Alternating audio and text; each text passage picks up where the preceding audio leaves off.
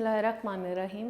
अस्सलाम वालेकुम dear students, I am your teacher miss Shahzadi Nazir और आज हमारा लेक्चर 24 है बायो का।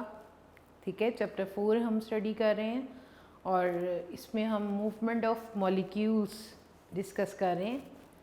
मूवमेंट ऑफ मॉलिक्यूल्स को डिस्कस करने से पहले बच्चों आप लोगों से एक छोटी सी बात कहूँगी, लेकिन ये छोटी सी बात में ही आपकी पूरी लाइफ जो है वो डिपेंड करती है। दैट इज़ अपने पेरेंट्स का कहना मान रहे हैं आप लोग। आजकल जैसा कि घर में हैं तो आप उनको तंग नहीं करेंगे, उनके साथ कोई हार्श बिहेवियर शो नहीं करेंगे। जैसे ही आपकी मदर या फादर आपके लिए कोई भी काम कहते हैं, आपको कोई भी बात कहते हैं, आप फ़ौरन उनकी बात को ज़रूर मानेंगे। ठीक है, क्यों हमारी पूरी लाइफ इसी बात पे क्यों डिपेंड करती है। जब हम अपने पेरेंट्स का कहना मानते हैं तो हम कामयाब होते हैं। ठीक है, मैंने आपको क्लास में भी ये बात बताई है कि हमारी पर्सनालिटी और हमारी लाइफ को बनाने वाले जो होते हैं ना, दो मेन पर्सनालिटीज़ होते हैं। One is your parents and the second one is your teachers. ठीक है, तो जो बच्चे अपने पेरेंट्स की हर बात को फॉलो करते हैं, उनकी बात को मानते हैं, चाहे वो छोटी सी ही बात क्यों ना हो, तो उनके अंदर एक ऐसे मैनर्स डेवलप हो जाते हैं कि वो ज़िंदगी में हर काम करने के काबिल हो जाते हैं, उनमें पेशेंस डेवलप हो जाती है। इसलिए अपने पेरेंट्स की किसी छोटी बात को भी आप रद्द ना करें और उनके साथ कभी भी किसी भी सूरत में मिसबिहेव नहीं करना आपने। ठीक है, एक अच्छे कोऑर्डिनेटेड एनवायरनमेंट के अंदर अपना पढ़े भी और अपने पेरेंट्स के साथ एक अच्छी इंटरेक्शन भी रखें। राइट बच्चों, तो आज का हमारा लेसन है, लेसन की तरफ आते हैं। Active transport. एक्टिव ट्रांसपोर्ट क्या है, इससे पहले मैं आपको गो थ्रू करवा दूं कि हमने कौन कौन सी मूवमेंट ऑफ मॉलिक्यूल्स पढ़ ली हैं। हम movement of molecules in and out of the cell में पढ़ चुके हैं। Diffusion that is movement of molecules from high concentration to low concentration. Facilitated diffusion, the movement cross the cell membrane with the help of transport protein, facilitated diffusion. Then the third one type of molecular movement is osmosis, that is the movement of water molecules. Then filtration,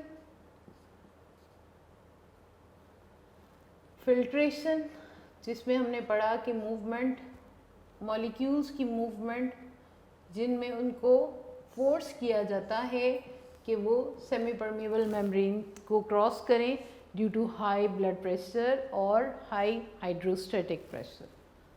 बच्चों, diffusion में हमने कहा था कि movement हमेशा high से लो की तरफ होती है और that type was also named as passive transport. अब यहाँ पे एक्टिव ट्रांसपोर्ट है। The movement of molecules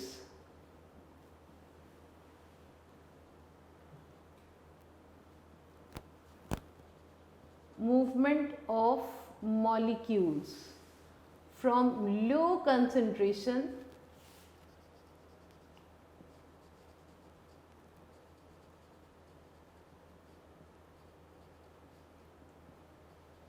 to high concentration।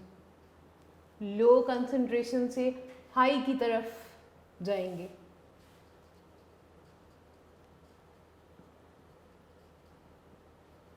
That is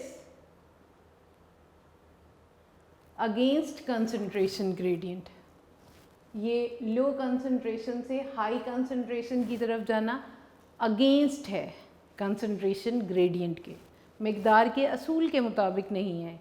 जैसा कि डिफ्यूजन में हमने कहा था हाई से लो की तरफ जा रहे हैं along concentration gradient, this is against concentration gradient, against concentration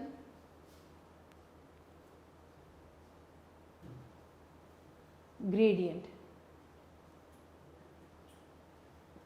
The movement of molecules from low concentration to high concentration along against concentration gradient is known as active transport.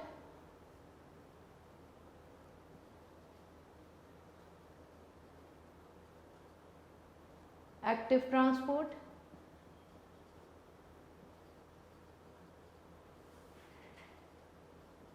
This process needs energy. This against concentration gradient movement के लिए energy की ज़रूरत होती है.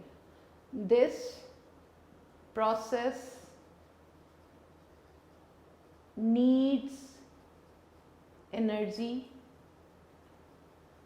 in the form of ATP. ये याद रखना है कि ये प्रोसेस जो है क्योंकि अगेंस्ट कंसंट्रेशन ग्रेडियंट हो रहा है, ज़्यादा से मॉलिक्यूल्स खुद ब खुद चले जाते हैं. अब ये एक ऐसा प्रोसेस है जिसमें मॉलिक्यूल्स को फोर्स किया जाएगा कि वो लो से हाई की तरफ जाएं. एनिमल सेल्स में भी बहुत सारी एग्जांपल्स हैं इसकी एक्टिव ट्रांसपोर्ट की, और प्लांट सेल्स में भी हैं. बहुत सारे मॉलिक्यूल्स लो से हाई की तरफ जाने के लिए मजबूर कर दिए जाते हैं. ये प्रोसेस ऐसा नहीं है कि खुद ब खुद हो जाए, इसीलिए इसको एक्टिव ट्रांसपोर्ट कह रहे हैं, क्योंकि this process use energy in the form of adenosine triphosphate. Adenosine triphosphate एक ख़ास मॉलिक्यूल होता है जिसको हम एनर्जी करेंसी भी कहते हैं. ये एक ऐसा मॉलिक्यूल है जो ख़ास बॉन्डिंग के ज़रिए से एनर्जी को स्टोर कर लेता है. Adenosine triphosphate. एडिनोसिन ट्राइफॉस्फेट के बारे में बच्चों हम बहुत डिटेल से एज अ लॉन्ग टॉपिक भी आगे पढ़ेंगे, लेकिन यहाँ पर एटीपी क्या है? एडिनोसिन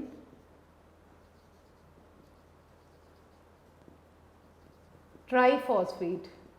और ये एक ऐसा एनर्जी करेंसी है जो कि अपने अंदर ख़ास बॉन्ड्स के ज़रिए से एनर्जी को स्टोर कर लेता है, एनर्जी को अपने अंदर बाइंड किए होता है. और जहाँ पर जिन रिएक्शंस को एनर्जी की ज़रूरत होती है, ये उन रिएक्शंस को एनर्जी प्रोवाइड करता है बाय ब्रेकिंग इट्स बॉन्ड. ये उन बॉन्ड्स को जिनको बना के एनर्जी को महफूज किए होते हैं, उस बॉन्ड को तोड़ता है और उन रिएक्शंस को जहाँ पे एनर्जी की ज़रूरत होती है उनको एनर्जी प्रोवाइड कर देता है. ठीक है बेटे, तो आप ये देख लें कि this is the movement of molecules from low concentration to high concentration along against concentration gradient. ये अगेंस्ट है, इसलिए ये मॉलिक्यूल्स को मूव करवाने के लिए इस प्रोसेस में एनर्जी की ज़रूरत होती है, that is provided by ATP. अब हम इसकी एग्जांपल को देखते हैं. अगर हम बच्चों डेफिनेशन, ये पूरा पैराग्राफ जो फर्स्ट स्टार्ट में दिया गया 2 लाइंस के अंदर, वो आप पूरा लिखेंगे. अगर आप सिर्फ ये लिख देते हैं लो से हाई की तरफ मूवमेंट है, तो डेफिनेशन इनकम्प्लीट होगी जब तक हम एनर्जी का और एटीपी का जिक्र नहीं करेंगे. This process need energy in the form of ATP. जी, एग्जाम्पल इसकी डिस्कस करती हैं.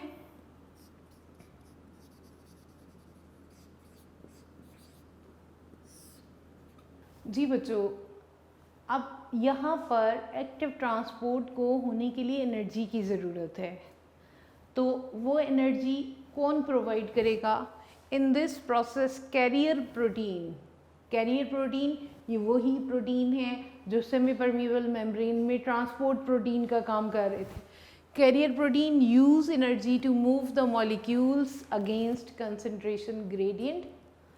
अब यहाँ पर सेल के अंदर, सेल की जो मेम्ब्रेन है, उसकी जो प्रोटीन है, वो एनर्जी को यूज़ करेंगे और मॉलिक्यूल्स को बाय यूजिंग एनर्जी मूव करवाएंगे from low concentration to high concentration. हमारी बुक में यहाँ पर जो एग्जांपल डिस्कस हुई है नर्व सेल्स की हुई है. The nerve cells have carrier proteins in the form of sodium potassium pump. अब यहाँ पे मैं उन नर्व सेल्स की मेम्ब्रेन को ड्रॉ करती हूँ। पहले हम जैसा कि सेल मेम्ब्रेन का मॉडल पढ़ चुके हैं, फ्लूइड मोज़ेक मॉडल, और हमें पता है कि ये मेम्ब्रेन जो होती है लिपिड बाइलेयर होती है।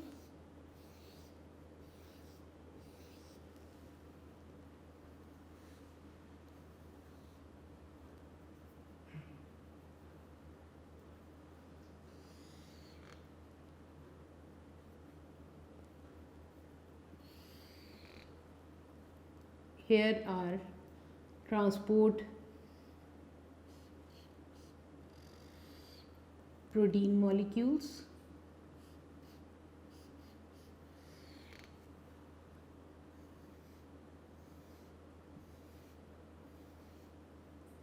अब ये मेम्ब्रेन नर्व सेल्स की किस तरह से मॉलिक्यूल्स को मूव करेगी देखते हैं।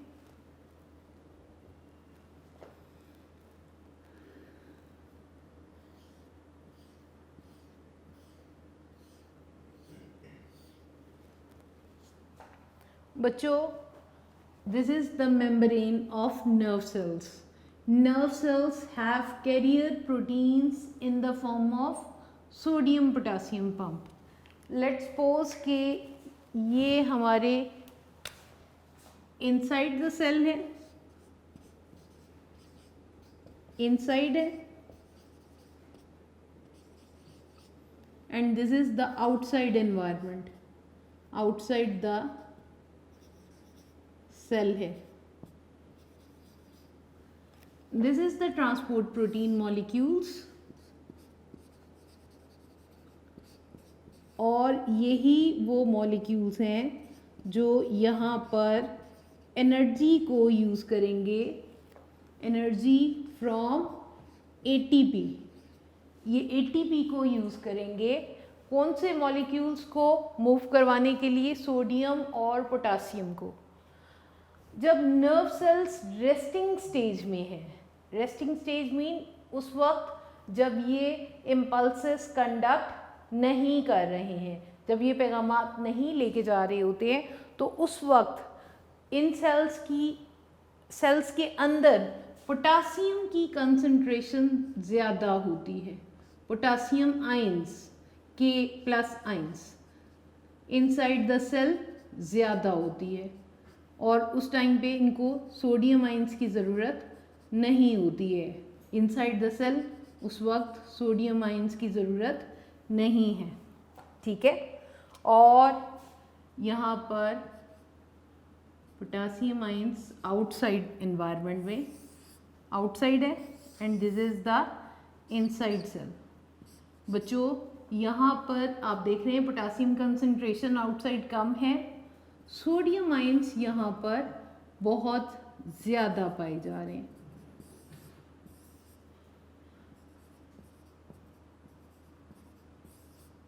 ठीक है, और पोटासियम आप देख रहे हैं लो कंसंट्रेशन में है, यहाँ पर सोडियम कम है, और यहाँ पे पोटासियम आयंस बहुत ज़्यादा पाए जा रहे हैं। अब ये जो ट्रांसपोर्ट प्रोटीन मॉलिक्यूल्स हैं इन दिस मेम्ब्रेन, वो एटीपी मॉलिक्यूल्स को, एटीपी को यूज़ करेगा, एटीपी से एनर्जी लेगा, और इन मॉलिक्यूल्स को, पोटासियम आयंस को आप देख रहे हैं लो सोल्यूट आउटसाइड है, इनको मूव करवाएगा, इन पोटासियम आयंस को ये कैरियर प्रोटीन मूव करवाएगा inside the cell. This arrow is indicating कि potassium ions are going from low solute concentration to high solute concentration. आप देख रहे हैं आउटसाइड द सेल जहाँ पे पोटासियम आयंस की मिकदार कम है, और यहाँ पर पोटासियम आयंस इनसाइड ज़्यादा है। इन ट्रांसपोर्ट प्रोटीन मॉलिक्यूल्स की हेल्प से which are using energy in the form of adenosine triphosphate, ये इन पोटासियम आयंस को मूव करवाएगा inside the cell, where these potassium ions charge particle है, और ये ions inside the cell already high concentration में पाए जा रहे हैं, क्योंकि ये नर्व सेल जो हैं इस वक्त इनको पोटासियम आयन कंसंट्रेशन ज़्यादा चाहिए, तो so their membrane use energy to move the potassium ions from low concentration to high concentration. जबकि दूसरी तरफ यही जो पंप है, सोडियम पोटासियम पंप, या ये जो ट्रांसपोर्ट प्रोटीन है, ये मूव करवाएगी इन सोडियम आइंस को from inside to the outside of the cell. आप देख रहे हैं कि सोडियम आइंस जो हैं वो मूव कर रहे हैं from inside to the outside, और from low solute, from low concentration to high concentration, towards the high concentration. ये दो एरोस बच्चों मार्क किए गए हैं। एक एरो मूवमेंट शो कर रहा है पोटासियम आइंस की, नो डाउट कि ये दोनों ही लो सोल्यूट से हाई की तरफ जा रहे हैं। सोडियम सेल्स के अंदर से, सेल के अंदर से बाहर की तरफ मूव कर रहे हैं, जहाँ पे वो पहले से ही ज़्यादा मिकदार में पाए जाते हैं, जबकि दूसरी तरफ पोटासियम आयंस मूव कर रहे हैं from outside to the inside of the cell across this membrane where they are already in high concentration। इस तरह से ये sodium potassium pump in carrier proteins की हेल्प से जो एटीपी को यूज़ कर रहे हैं, ये कैरियर प्रोटीन्स क्या हैं? ट्रांसपोर्ट प्रोटीन है। यही वो कैरियर प्रोटीन थी जो फैसिलिटेटेड डिफ्यूजन भी कर रही थी, बट मेक श्योर कि वो वहाँ पे एनर्जी को यूज़ नहीं कर रही थी, सो दैट्स वाई, और वो हाई कंसंट्रेशन से लो की तरफ लेके जा रही थी, ठीक है। लेकिन यहाँ पर ये transport protein quite separate behaviour show कर रहा है। वो क्या बिहेवियर है कि वो लो से हाई कंसंट्रेशन की तरफ जा रहे हैं मॉलिक्यूल्स, और दूसरी बात ये कि ये खुद ब खुद प्रोसेस नहीं हो रहा, बल्कि एनर्जी के एक्सपेंडिचर के साथ ऐसा हो रहा है। जैसा कि हमें डेफिनेशन में बताया जा रहा है, the movement of molecules from low concentration to high concentration, that is against concentration gradient, मिकदार के असूल के खिलाफ मूवमेंट है। देखिए, ज़्यादा से कम की तरफ जाना ठीक है, अब कम से ज़्यादा की तरफ जहाँ पे ऑलरेडी कम है, कुछ सेल्स में ऐसी ये मूवमेंट होती है एक्टिव ट्रांसपोर्ट की। और यहाँ पे हम नर्व सेल को डिस्कस कर रहे हैं, तो वो कहते हैं this process need energy in the form of ATP. ATP के बारे में मैंने आपको बताया कि ये एक एनर्जी करेंसी है। This is the short form of adenosine triphosphate, और ये ख़ास किस्म के बॉन्ड्स के ज़रिए से अपने अंदर एनर्जी को स्टोर किए होते हैं। और सेल में जहाँ जहाँ मेटाबॉलिक रिएक्शंस में एनर्जी की ज़रूरत होती है, उन रिएक्शंस को ये मॉलिक्यूल एटीपी एनर्जी प्रोवाइड करता है, ठीक है। तो एग्जांपल में हम ये डिस्कस कर रहे हैं कि जो कैरियर प्रोटीन्स होती हैं मेम्ब्रेन के अंदर, वो एनर्जी को यूज़ करके मॉलिक्यूल्स को अगेंस्ट कंसंट्रेशन ग्रेडियंट लेके जाते हैं। The nerve cells have carrier protein in the form of sodium potassium pump. अब ये जो कैरियर प्रोटीन है, ये एक पंप बना लिया है इसने सोडियम पोटासियम पंप के नाम से, जो कि पोटासियम को मूव करवा रहा है from outside to the inside. This arrow is indicating कि यहाँ पे पोटासियम मॉलिक्यूल्स, पोटासियम आइंस जो हैं वो यहाँ से अंदर से बाहर से अंदर की तरफ सेल के मूव करवा रहा है ये ट्रांसपोर्ट प्रोटीन। जबकि दूसरी तरफ सोडियम आइंस जब ये सेल के बाहर ज़्यादा पाए जा रहे हैं, तो ये मूव कर रहे हैं from inside the cell to the outside of the cell where they all are already in high concentration. ऐसा उस वक्त हो रहा है जब नर्व सेल्स रेस्टिंग स्टेज में हैं, यानी वो इम्पल्स कंडक्ट नहीं कर रहे हैं। इसी तरह ये तो हमने नर्व सेल की एग्जांपल दी है। बच्चों, रूट हेयर्स जब रूट्स में से वाटर और बहुत सारे सॉल्ट्स को एब्जॉर्ब कर रहे होते हैं, वाटर तो हमें कंफर्म हो गया कि ऑस्मोसिस के ज़रिए से एब्जॉर्ब होगा, ठीक है। रूट्स जितना भी वाटर मट्टी में से सॉइल में से लेंगी, वो सारे का सारा ऑस्मोसिस के ज़रिए से मूव करेगा from low solute to high solute concentration. अब बहुत सारे सॉल्ट्स, बहुत सारे आयंस ऐसे होते हैं जो रूट्स में ऑलरेडी ज़्यादा पाए जाते हैं, रूट हेयर सेल्स के अंदर ज़्यादा पाए जाते हैं, लेकिन उनकी सेल्स को और ज़्यादा ज़रूरत है, तो वहाँ पर भी ज़रूरत होती है रूट सेल्स में, रूट हेयर सेल्स में, वो एनर्जी यूज़ करते हुए एक्टिव ट्रांसपोर्ट के ज़रिए से सॉइल सॉल्यूशन में से वो उन आयंस को, उन सॉल्ट्स को एक्टिव ट्रांसपोर्ट के ज़रिए से लो सोल्यूट कंसंट्रेशन से towards the high solute concentration लेकर जाते हैं। इसकी एग्जांपल मैं ये बताऊंगी कि मैग्नीशियम आयंस जो कि क्लोरोफिल बनाने में इन्वॉल्व होते हैं, ये मिट्टी से लिए जाते हैं रूट हेयर्स के थ्रू। जब मैग्नीशियम आयंस रूट हेयर्स में ऑलरेडी ज़्यादा होते हैं तो root hairs use the process of active transport and move the ions from low solute, यानी सॉइल में लो है इस टाइम पे और रूट हेयर्स के अंदर हाई सोल्यूट है, तो सॉइल से लो सोल्यूट कंसंट्रेशन से हाई सोल्यूट कंसंट्रेशन की तरफ भी मूव करवाते हैं। बहरहाल ये दूसरी एग्जांपल थी प्लांट सेल्स की। यहाँ पे हमारी बुक में उन्होंने जो एग्जांपल डिस्कस की है नर्व सेल्स की है इन the form of sodium potassium pump. बच्चों ये डेफिनेशन एक्टिव ट्रांसपोर्ट की भी खाली आ जाती है। What is sodium potassium pump, ये भी आप पूछा जा सकता है आपसे।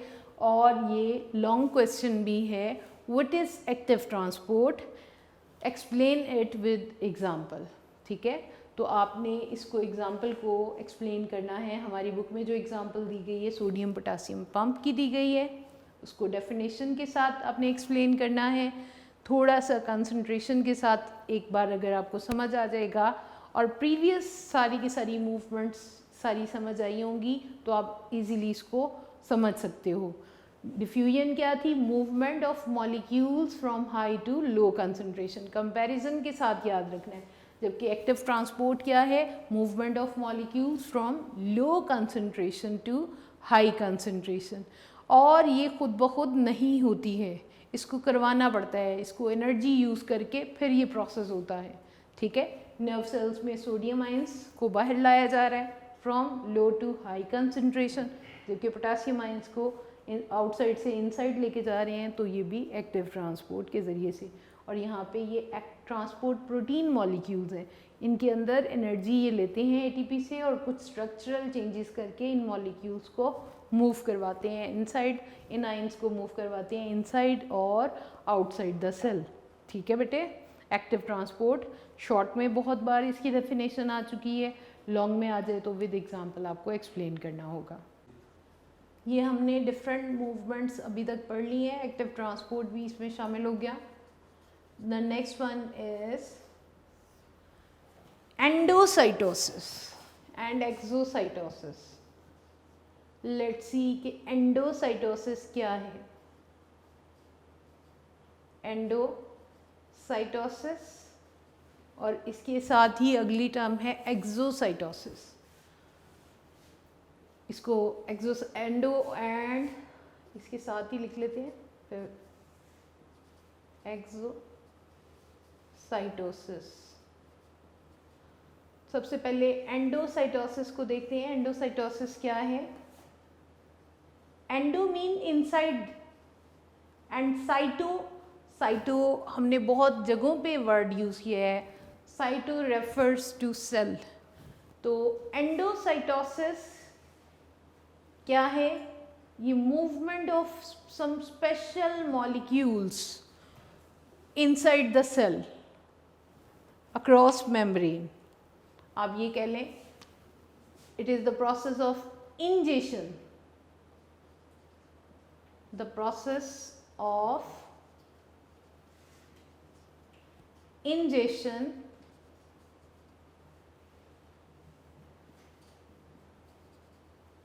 of bulky materials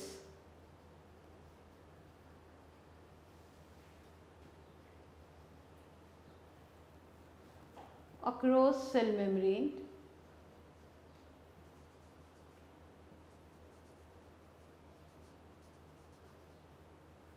सादा लफ्ज़ों में इंजेशन कहते हैं खाने को। सेल का कोई भी बल्की मटेरियल को खाने के प्रोसेस को across cell membrane is known as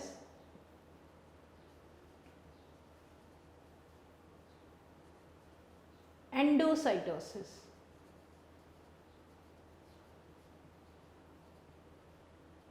endocytosis, अब इसको देखते हैं ये कैसे होती है। For example this is the cell.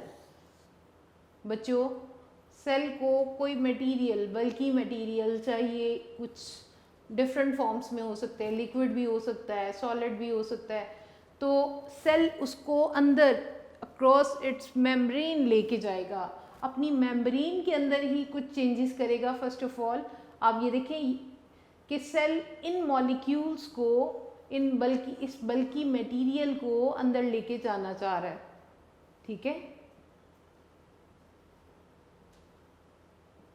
तो सबसे पहले ये सेल की मेम्ब्रेन के अंदर कुछ चेंजेस आएंगी।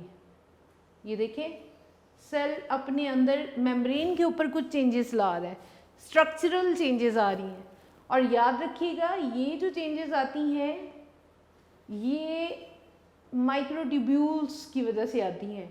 जो सेल का स्केलेटन, साइटोस्केलेटन है, साइटोस्केलेटन इन चेंजेस को लाता है। आहिस्ता आहिस्ता ये बहुत इन्वेजिनेट हो जाएगा। आप देख रहे हैं कि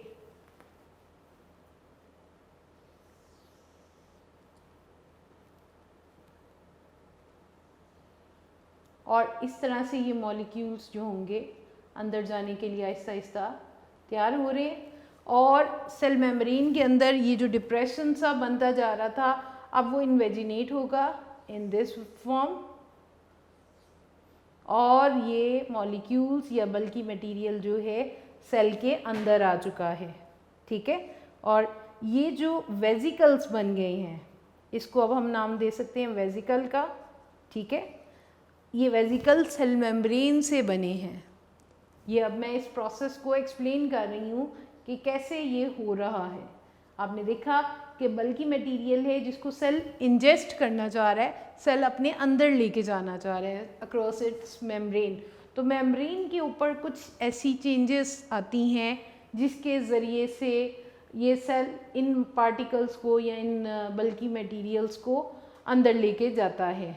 और फिर आहिस्ता आहिस्ता ये मेम्ब्रेन इतनी ज़्यादा इन्वेजिनेट हो गई है कि इन मॉलिक्यूल्स को कैप्चर कर लिया, और कैप्चर करने के साथ ही और इन मॉलिक्यूल्स को, इन बल्कि मटेरियल को सेल अंदर लेके जाने में कामयाब हो गया है। This is named as endocytosis. There are 2 forms of endocytosis. Endocytosis की 2 फॉर्म्स होती हैं बच्चों। 2 forms are there, 2 forms of endocytosis. बहुत ही इंटरेस्टिंग है ये।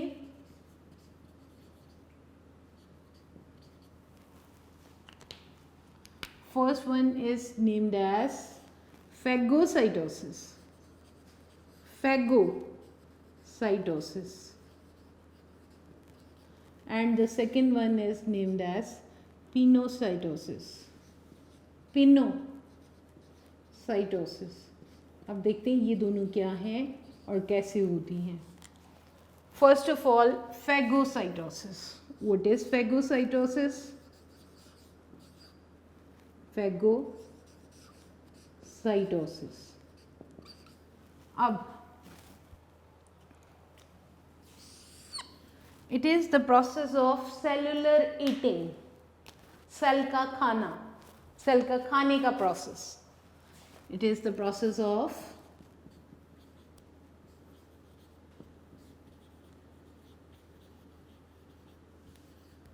Cellular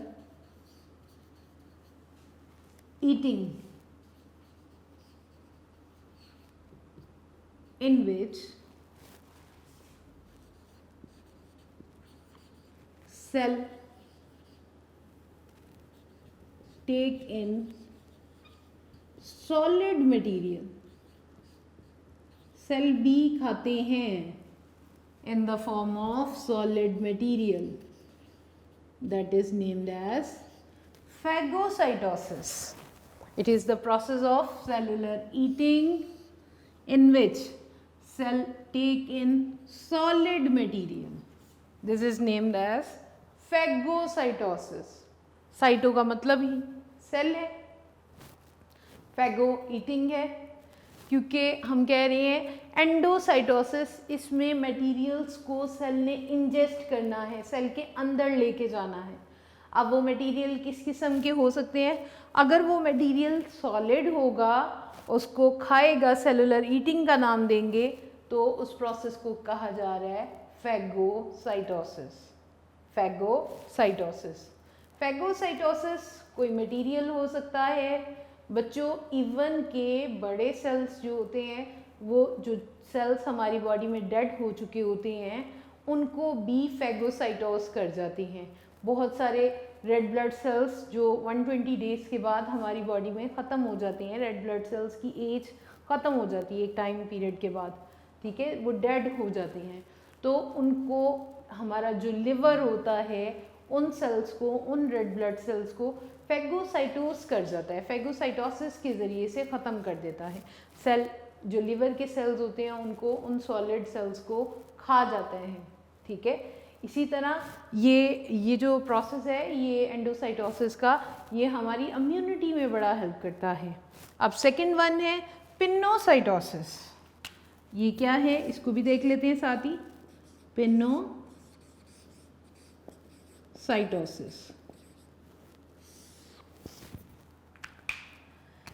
it is the process of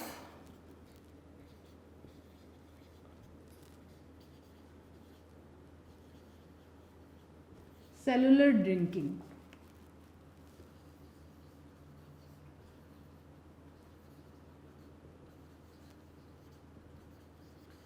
बच्चों, ये सेलुलर ड्रिंकिंग है। क्या सेल पीता भी है, पानी पीता है, यानी लिक्विड फॉर्म में जो चीज़ लेगा उसको हम ड्रिंकिंग कह देंगे, सेलुलर ड्रिंकिंग या फिर पिनोसाइटोसिस, इन विच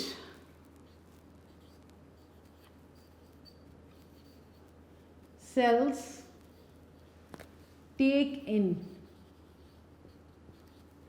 liquid droplets,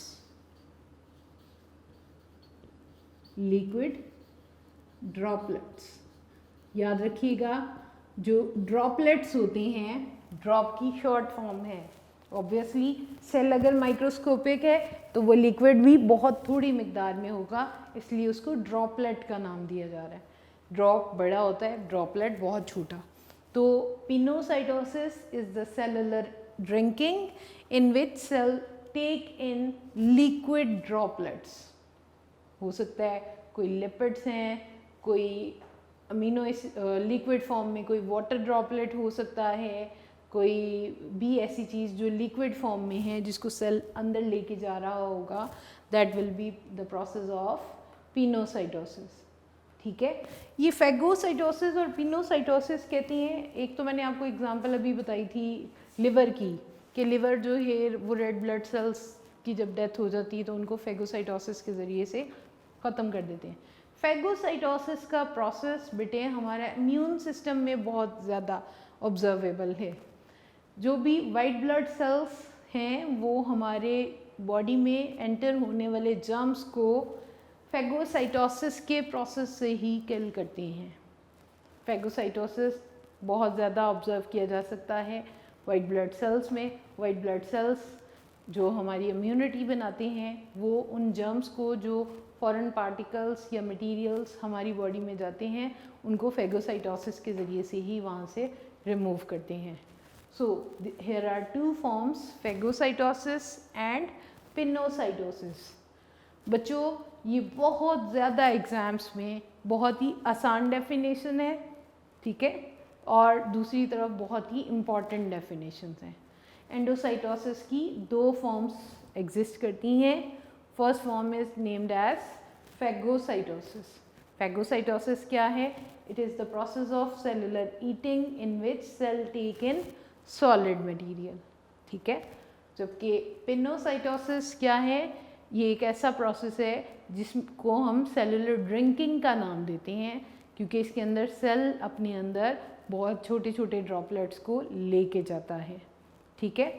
तो ये आपने एंडोसाइटोसिस की डेफिनेशन मार्क करनी है। Injection of bulky materials across cell membrane is known as endocytosis. और ये भी मार्क करना है, there are two forms of endocytosis. ये एमसीक्यूज में पूछा जा सकता है। How many forms of endocytosis are there? 1 2 3 4। तो यू मस्ट रिमेंबर कि एंडोसाइटोसिस की 2 फॉर्म्स हैं। कौन कौन सी हैं? Phagocytosis, pinocytosis. और इन दोनों के ऊपर जो शॉर्ट आ चुका है बोर्ड में प्रीवियस एग्ज़ाम्स में, वो ये इस तरह से भी आ चुका है, differentiate between phagocytosis and pinocytosis. ठीक है बेटे, फैगोसाइटोसिस और पिनोसाइटोसिस में डिफरेंस भी पूछा जा सकता है या कोई एक भी पूछा जा सकता है। What is phagocytosis? बुक में आपके इन्होंने ये दोनों पॉइंट्स तो दिए हैं, लेकिन कंपैरिजन में दिए हैं फैगो और पिन्नो को। आप इस तरह से इनको इकट्ठा कर लेंगे, आप इनको इकट्ठा कर लेंगे। किस तरह से? It is the process of cellular eating. आप ये डेफिनेशन को नोट कर लें, आपके नोट्स में भी गिवन होगी और यहाँ से भी आप नोट कर सकते हैं कि अगर आपको फैगोसाइटोसिस आ रहा है तो आप उसमें 2 सेंटेंस की डेफिनेशन लिखेंगे। It is the process of cellular eating in which cells take in solid material. आपने नोट कर लिया। फिर पिनोसाइटोसिस है, it is the process of cellular drinking in which cells take in liquid droplets. ठीक है, ये दोनों अलग-अलग भी पूछी जा सकती हैं आपसे और आपसे कंपैरिजन में भी पूछी जा सकती हैं, इसलिए दोनों को आपने अच्छी तरह से याद रखना है। तो ये एक छोटा सा टॉपिक है, लेकिन इसकी तीनों डेफिनेशंस एंडोसाइटोसिस, फैगोसाइटोसिस, पिनोसाइटोसिस तीनों ही एग्जाम्स में आती हैं। नेक्स्ट है बच्चों exocytosis.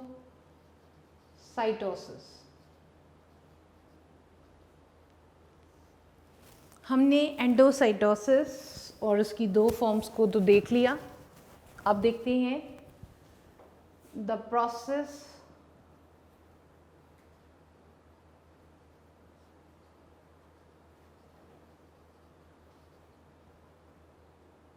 in which materials are exported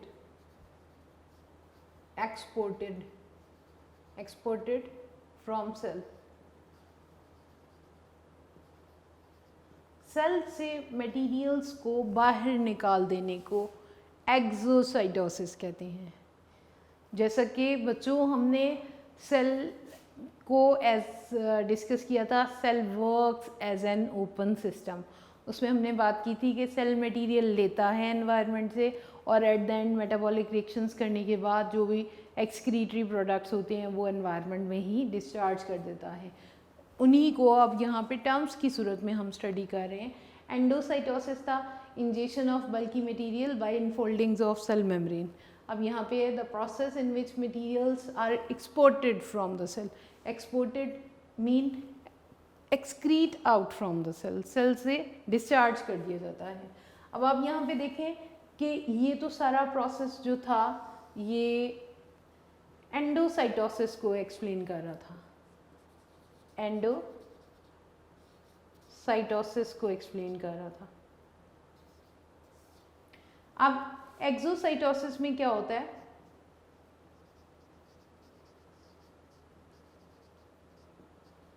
materials जो सेल के अंदर इस फॉर्म में थे, जो अभी सेल ने यूज़ किए हैं, वो अब एक्सोसाइटोसिस के टाइम पे क्या होगा, यहाँ पर मेम्ब्रेन के साथ ये वेसिकल्स अटैच हो जाएंगे और फिर आहिस्ता आहिस्ता ये मेम्ब्रेन जो होगी वो रप्चर हो जाएगी और ये मटेरियल्स एक्सोसाइटोसिस के ज़रिए से एक्सक्रीट आउट हो जाएंगे।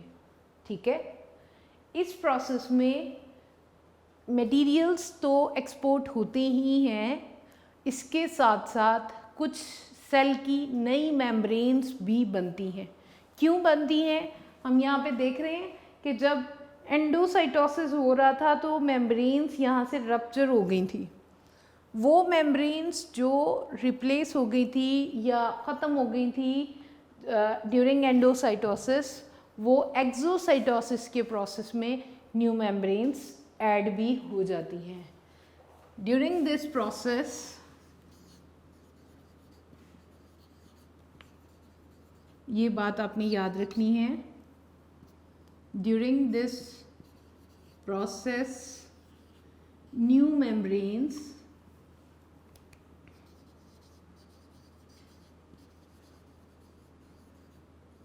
Membranes are added.